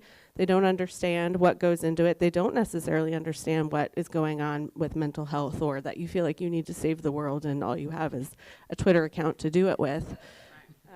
So I think it's sort of on all of us as colleagues of our social media staff to make sure that work is recognized, the invisible labor is recognized, in addition to structural policies like flex time, which are great, to talk about what's hard.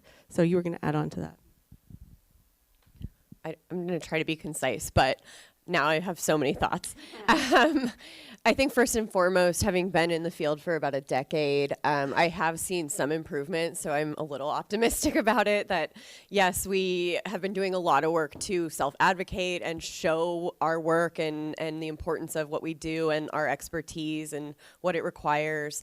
And also, we've earned a lot of respect over the years, I feel, and social media in general has become more of a standard in our society. So it is a little bit more respected than it was 10 years ago when it was just tweeted and, and then I wanted to use this opportunity to plug our 4:30 session on burnout, because we'll be talking about a lot of the same things and elaborating on that. And I think self-care is a huge solution to it. But as Sue's pointed out, there's probably some structures we can put into place and start to solve this systemic problem.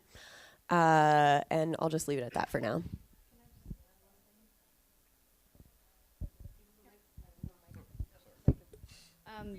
just to echo what Dana said, that it's up to the managers as well and the people above to make sure that folks are taken care of and have options. But I would also say that this is a bigger problem writ large for digital, and the lack of respect for the digital audience that exists within our organizations. And so one of the things I've been really fighting hard for is, more, as well as the individual staff members and what they're doing, to really try and raise the profile of the audiences that we're serving, and saying that, every person who walks in the building, a physical visitor, the online visitor is just as important, just as human, just as much deserving as our attention and good customer service and good experience and all of that. The out of sight, out of mind has always been an issue. And I think the lack of respect for the audience actually feeds into the lack of respect for the role. But that's just my theory.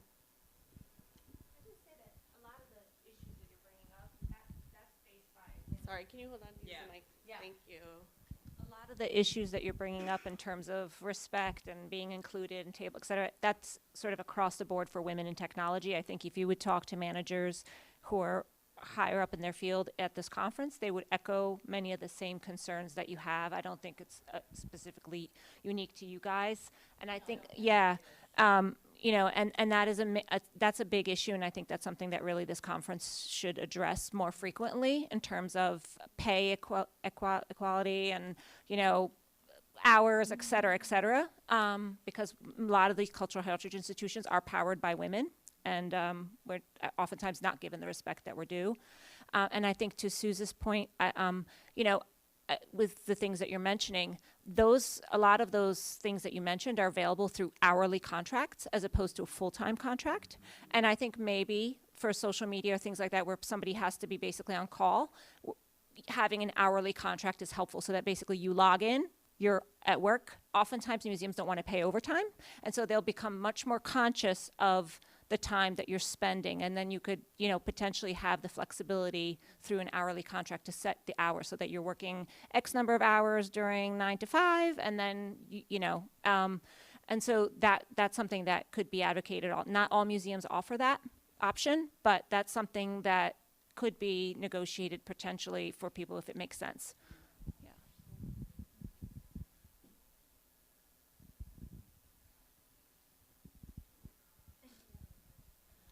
So I would love to take this opportunity to get you all's help on a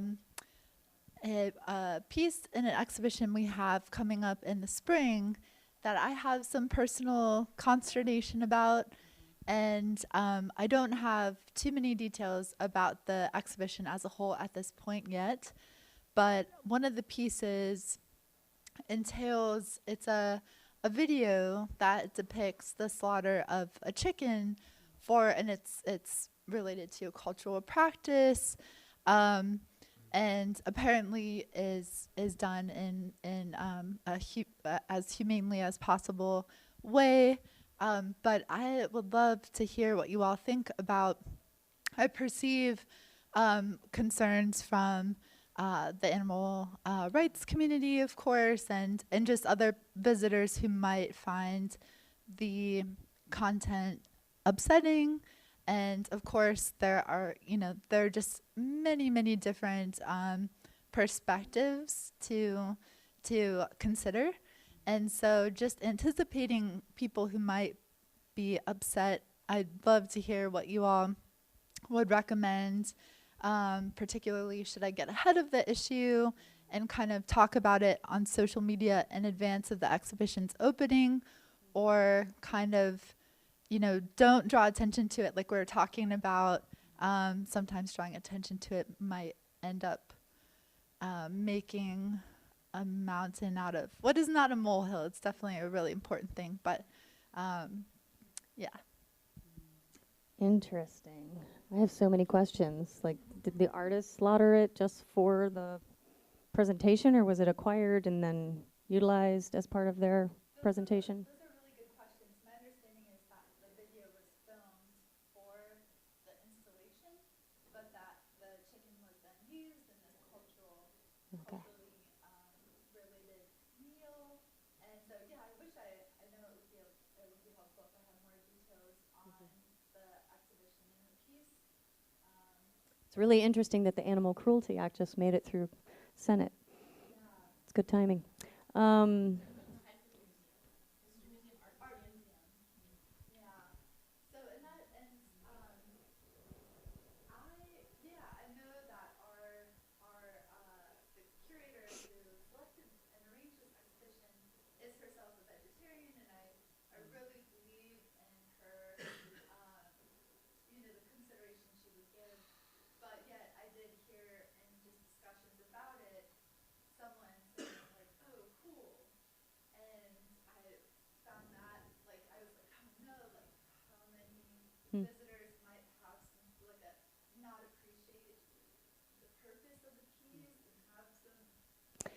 I don't know. I mean, my first thought, and this was just off the top of my head, is to have an internal focus group of staff talk about it, because it sounds like you have concerns, and there's probably other staff that have concerns, to talk with the curator about it. And Have then you talked to other museums that have shown this artist's work and how Yeah, their that's a social good team one. dealt with it? I would recommend that. and then external focus groups, you know, even your social media influencers, if you have some well-known people that you connect with, to get their thoughts on it, you know, and basically interacting with your community on it before it gets out there. I would definitely be prepared. You could have too much content in preparation, and that's a good thing, and you may never have to use it, but I would not do it.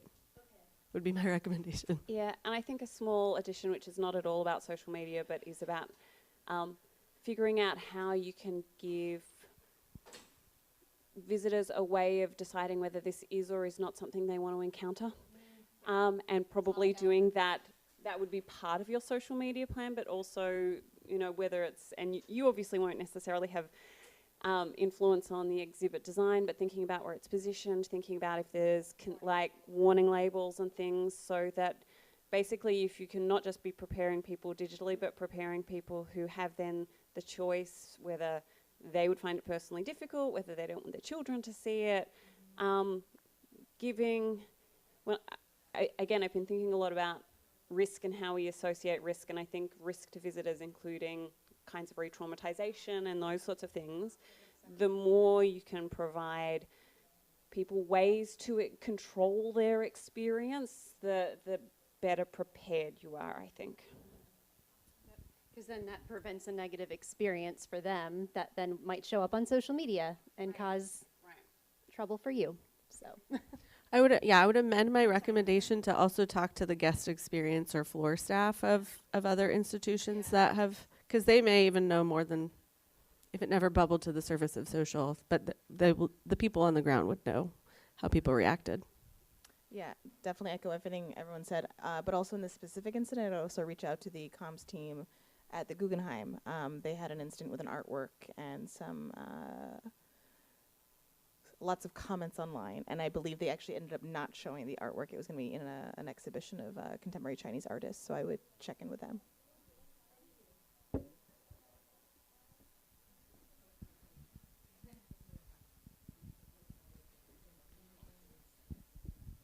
So my comment / question is actually more about these third-party tools. So, but in response to the question about there being other models for these kinds of things. So is that okay if we do okay?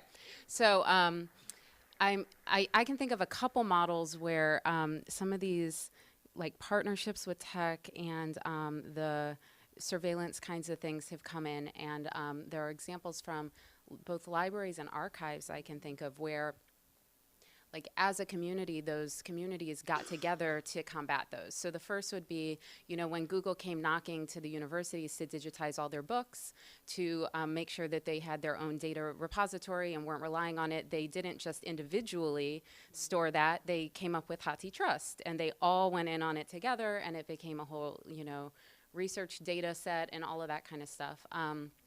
Interesting, you know, so that's kind of something to think about, like in a very real way, pooling resources among museums as an alternative to some of the kind of, you know, which is not maybe so much ethics, but like preservation and faith in those companies to actually kind of like take that data in the right direction.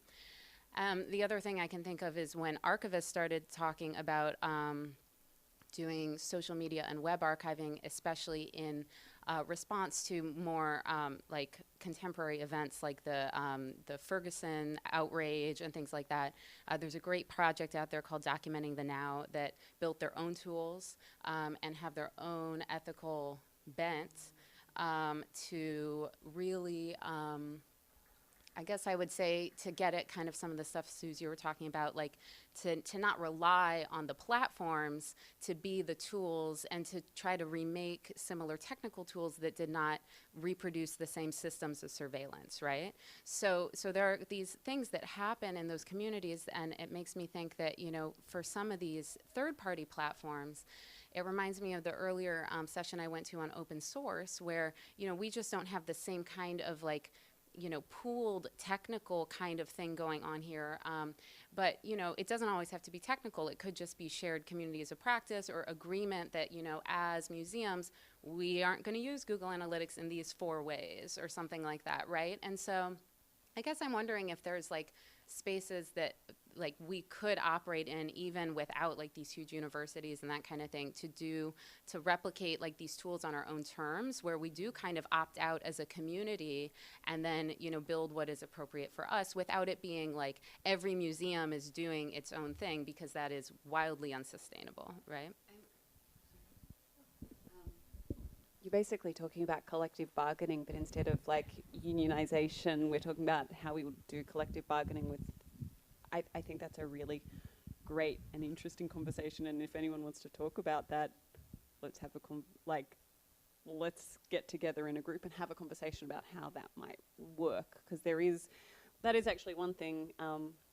We've got people here on this panel, most of whom are from pretty large institutions or institutions with power, and I've worked at small to mid-sized institutions before I got to GW, and we were not particularly, like, the very small institution I worked at with its 10.5 staff, you know, we did not have any power to get, like, contact with a Facebook rep. Like, that was just not something that was going to be conceivable for us, and so it's also thinking about where we deploy the power of our bigger institutions and the relationships they have to help then bring all of our small institutions along, because, you know, there's, 30,000 or so institutions in the US.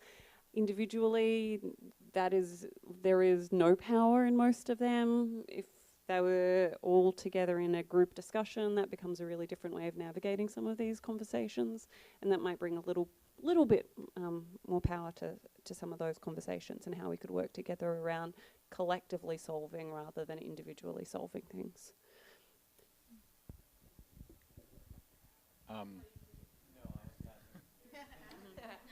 I would add to Suze's answer, if you have access to development resources at your institution, or if you have contractors who you work with regularly, ask them critical questions about the tools that they're using. Ask them critical questions about alternatives that might exist. So frequently we default to the sort of industry best practices and the tools that everybody else is using without even looking to see if there's something other than Google out there. And a lot of times there are.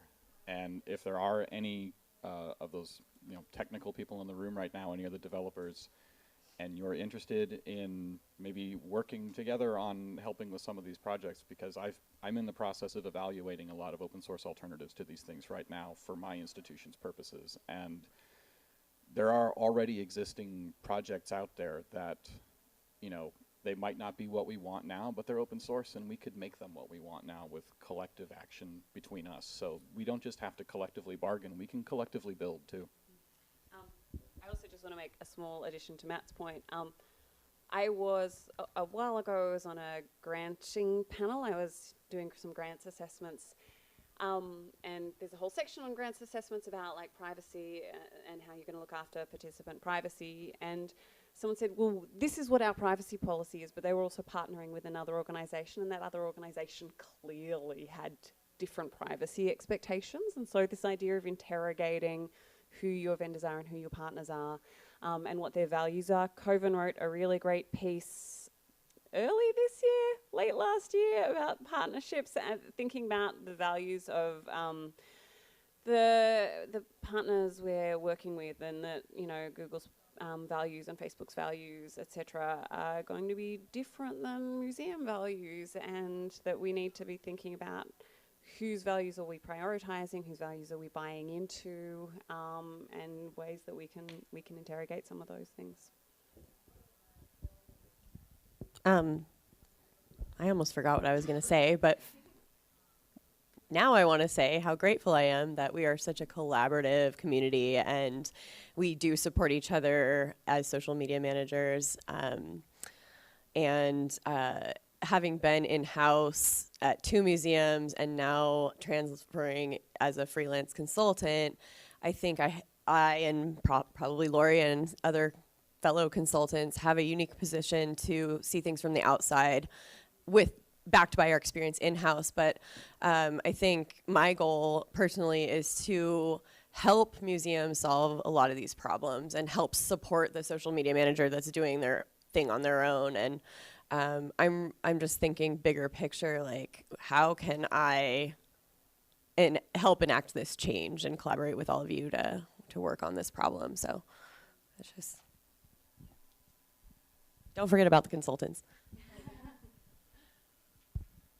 Is anyone here on the social media SIG? Would this not be a good? Is everybody in the social media SIG? Do you know what I'm talking about? Or aren't you the former chair? Why don't you tell the group? Because this seems like a good platform for continuing the discussion. Sorry to put you on the spot, Amy. About what the SIG is, or? Oh, Alexis was in here, but she's a chair. Who else is? Oh, here. Here you go. No, I would prefer you talk. I apologize. Yes, please sign up for the social media SIG.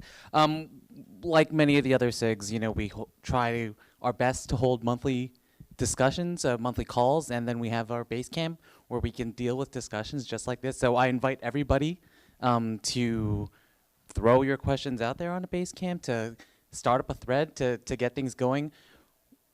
Sometimes things get really lively, but more often they do not. So the more discussion that we can have in there, I think the better. So please, if you're not a part of the social media SIG base camp, just let me know. I'm happy to add you, and we can look forward to having you guys talk more on the base camp. Thanks for that. I feel like, yeah, was there another question?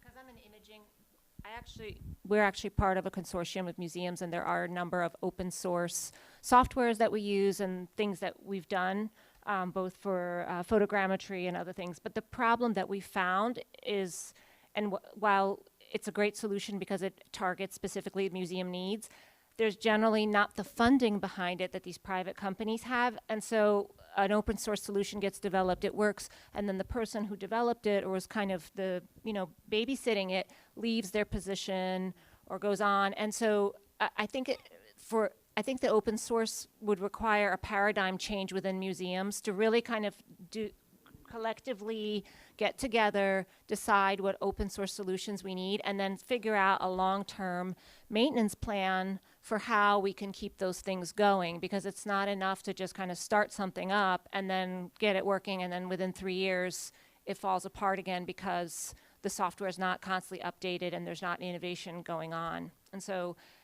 I think that's like a really great solution, but it needs to kind of go to the next level. Yeah. Definitely. And this is a problem we have, like you say, you've run into this with digital imaging, but we've run into this with CRM, ticketing. We've had these conversations for years about how we can better utilize open source, and I think Greg Albers had an entire session about it this year. You're right. That paradigm change does have to happen. There has to be some staff time set aside for aiding in the maintenance of these projects. But I think if we get enough of us talking about it, maybe we could make that happen, at least in enough of the larger institutions that they could support the use of the other institutions. We don't have to have the entire sector shift. We just need to have enough manpower from a few institutions that are willing to do it to keep some of these projects going. Sherry, you're going to be the last person to get the mic. Just setting expectations. I mean, I guess that's what I was suggesting, is that, you know, that for us to be serious about opting out and really rethinking the ethics of our involvement with these companies and stuff, it would demand a paradigm shift. And like, we would have to, and that would be even within a museum. Like, I think about the fact that I don't know that the work that is done is valued even at the upper levels of like contributing to the museum field in the same way that, say, like a curator's research contributes to the historical field, right? So there are like lots of staffing issues and things there, but you know, when I worked in academic libraries, like, and if you worked at a Stanford or a UC or a University of Michigan or something, like, you were promoted based on what you contributed to the open source university and library community, right? So, you know, but it takes saying like, no, we need to actually say we're going to opt out, that this is what is for the health of our sector, and then put the paradigm behind it, you know. So I think my follow-up to the paradigm shift and that opting out concept is then how do we get the audiences to where we're changing to? You know, we are on these platforms out of somewhat necessity to be able to reach the audiences where they are. And how would we convince them of the importance of having a separate platform for museums? Or, you know, it's just a question of, leads to millions more questions. Okay. I would say the discontent with social media amongst the populace is growing in terms of the privacy issues, and that as you know, a sector, we need to get better at SEO and the things that people are using, the way they are finding content.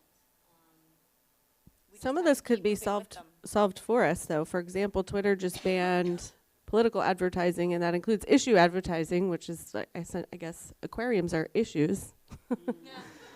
So now we can't advertise on Twitter, which we weren't doing anyway. But I'll be curious to see if Facebook follows. You know, some of these questions could be potentially, but we can also start with maybe we don't pay to boost our posts. Maybe we don't give them the money. We're still giving them our attention and our awesome content. But maybe we start somewhere with not funding their business model. So, thank you all for coming. I know. Just one note: if you want to watch Mike Edson's video, it is listed in the slides, and all of his slides are in there as well. So, if you feel like diving even deeper, it's all there for you to watch and read at your leisure. Thank you all for coming. This was fantastic. Yeah, thank you.